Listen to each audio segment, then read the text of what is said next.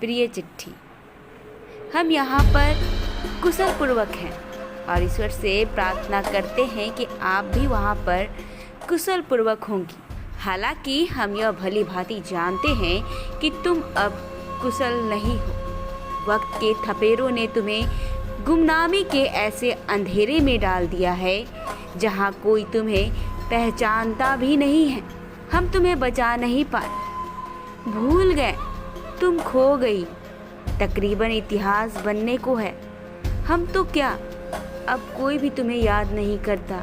एक पूरी नई पीढ़ी ही आ गई है जो तुमसे वाकिफ ही नहीं है, जिसने तुम्हें कभी हाथ में नहीं लिया, तुम्हें पाया ही नहीं, तुम्हारे मिल जाने की खुशी महसूस नहीं की, तुम्हारे आने का देर तक बेसब्री से इंतजार ना किया, तुम्हें पढ़ा ही नहीं, तुम्हारा जवाब नहीं दिया, दोबारा खोल कर नहीं देखा, तुम्हें खोया नहीं। आज जब विश्व पोस्टल दिवस है तो मैं तुम्हें बार बार याद कर रही हूँ। पिछले 150 सालों से अभी कुछ दशक तक सालों साल अपनों से बात करने का तुम ही तो सहारा थी। कितनी दूर दूर रहते थे लोग, सब अपनी अपनी दुनिया में जिया करते थे। अब तो खबर नहीं मिलती थी, पर हमें प्रेम के धागे में बांधे तो रखती थी तुम ना। वह जिस्मानी दूरी होती थी जिसे हम मील, कोसों और किलोमीटर में माप सकते थे, पर दिलों की दूरी कभी तुमने हमें महसूस ही कहाँ होने दी। और कभी ऐसा लगता भी तो अचानक तुम्हारा आना सूखे में भरभरा कर हरापन भर देता। तुम मिलती तो एक एक शब्द उतना ही प्रेम से पढ़ते जितना प्रेम में भिगोकर वह लिखा गया होता। तुम पर कोई ताला नहीं होता, स्क्रीन लॉक की तरह जिसे अंगुलियां घुमाकर खोला जाता हो। खोल सकता था, कोई भी पढ़ सकता था और सब सुन भी सकते थे।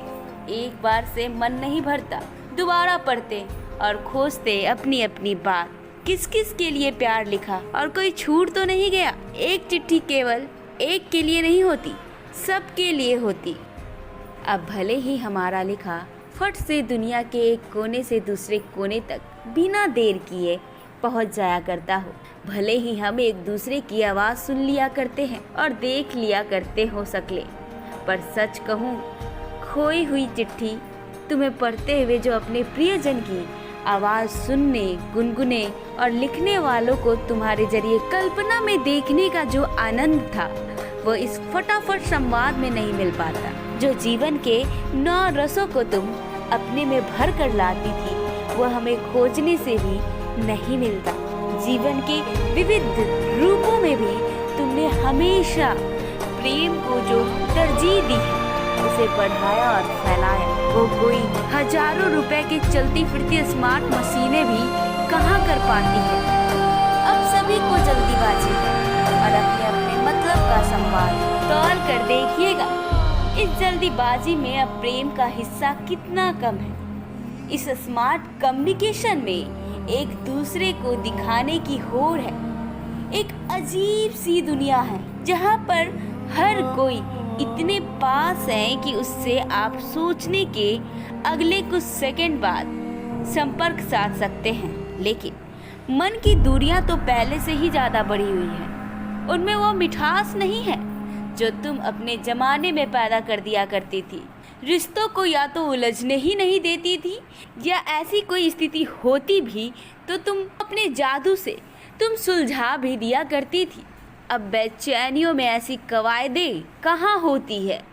पल में कुछ होता है और अगले पल सब कुछ टूट जाता है, बिखर जाता है। चिट्ठी तुम कहाँ कहाँ से चलकर आ जाती थी, संघर्ष करते हुए क्या क्या समेट कर लाती थी।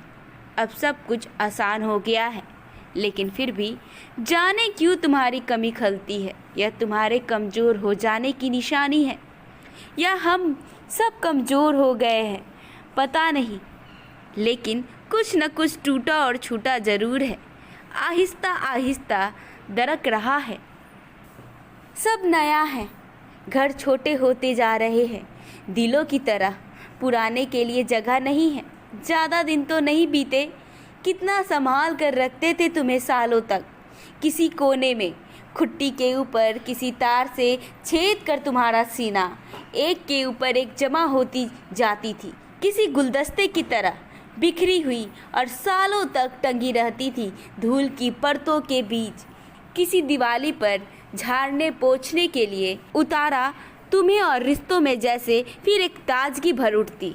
यादें एक के बाद एक तुम्हारे जरिए सामने आ जाती।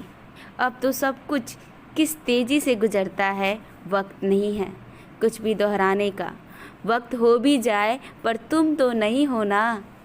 ज़्यादा वक्त नहीं बीता जब तकरीबन हर घर में चिट्ठियाँ के आने जाने की गुंजाइश हमेशा बनी रहा करती थी।